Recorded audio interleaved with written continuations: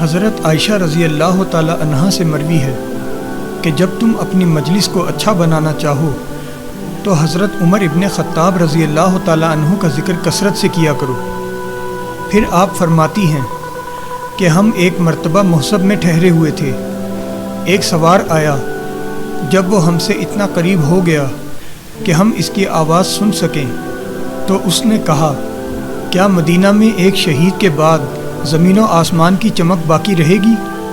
اللہ تعالیٰ اس امام عادل کو بہترین بدلہ دے جو اس زمین میں شہید کر دیا گیا۔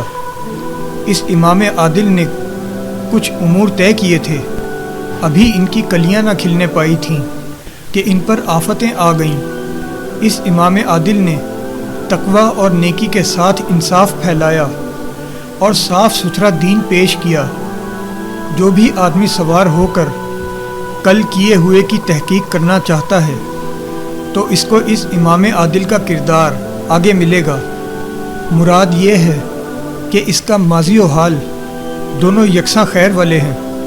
محمد صلی اللہ علیہ وآلہ وسلم کا امین تھا اور آپ کے صحابہ میں سے خاص تھا، جس کو اللہ تعالیٰ نے ایسا جبہ پہنا دیا ہے جو کبھی بوسیدہ نہ ہوگا۔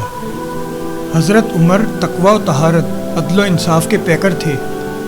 آپ کا دروازہ ہر فحش کاری سے بند تھا۔ جنگل میں بھی آپ فقراء کو سیراب کیا کرتے تھے اور راتوں کو آپ فقراء کو توشہ دیا کرتے تھے۔ حضرت عائشہ صدیقہ رضی اللہ تعالی عنہا فرماتی ہیں کہ جب ہم سے وہ آدمی الگ ہو گیا تو لوگوں نے کہا، یہ مضرت شاعر معلوم ہوتا ہے۔ پھر جب ہم مدینہ واپس لوٹے تو معلوم ہوا کہ ابو لولو نے حضرت عمر رضی اللہ تعالی عنہ کو شہید کر دیا ہے، اور ہمارے ساتھ ساتھ منہ پر کپڑا باندھے ہوئے وہ سوار بھی مدینہ آیا۔ پھر میں نے اپنے حجرے میں یہ آواز سنی جس کی سمت معلوم نہ ہو سکی۔ کوئی کہہ رہا تھا، اسلام پر رویا جائے، اور میری ہلاکت بھی قریب آ چکی ہے، اور دنیا بدبخت ہو چکی ہے، اور اس کی خیر ختم ہو چکی ہے، ایک صادق العہد کے جانے کی وجہ سے۔ اس کے بعد جب حضرت عثمان رضی اللہ تعالی عنہ خلیفہ بنائے گئے تو آپ کی ملاقات مضرت شاعر سے ہوئی۔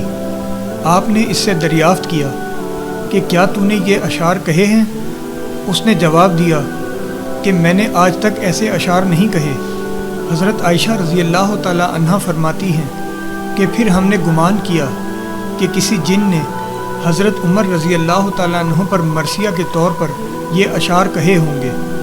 ایک دوسری روایت میں حضرت عائشہ رضی اللہ تعالی عنہا فرماتی ہیں کہ حضرت عمر رضی اللہ تعالی عنہ کے شہید ہونے سے 3 دن قبل جنات نے رو کر یہ اشعار کہے تھے، جن کا ترجمہ یہ ہے کہ اللہ تعالیٰ برکت دے اور بھلائی کا بدلہ دے امام عادل کو۔ آپ نے کچھ امور طے کیے تھے جن کی کلیاں اب تک کھلنے نہ پائی تھیں کہ ان پر مصیبتیں آ پڑیں۔ جو آدمی سوار ہو کر دیکھنا چاہے دیکھ لے، ان کا ہر وعدہ پورا ملے گا۔ مجھ کو ان کے ایک خبیث اور بدصورت آدمی کے ہاتھوں سے قتل ہونے کا اندیشہ نہیں ہے۔ اندیشہ یہ ہے کہ اب دنیا کے اندر تاریکی چھا جائے گی، آپ اپنے رب سے جنت میں جا ملے، اور آپ کو ایسا لباس پہنا دیا گیا جو کبھی بوسیدہ نہ ہوگا۔ میں نے تو جواہر اسلام کو سبسکرائب کر لیا ہے، اب بھی کر لیں تاکہ نئی آنے والی تمام اسلامی ویڈیوز کے نوٹیفیکیشنز آپ کو ملتے رہیں۔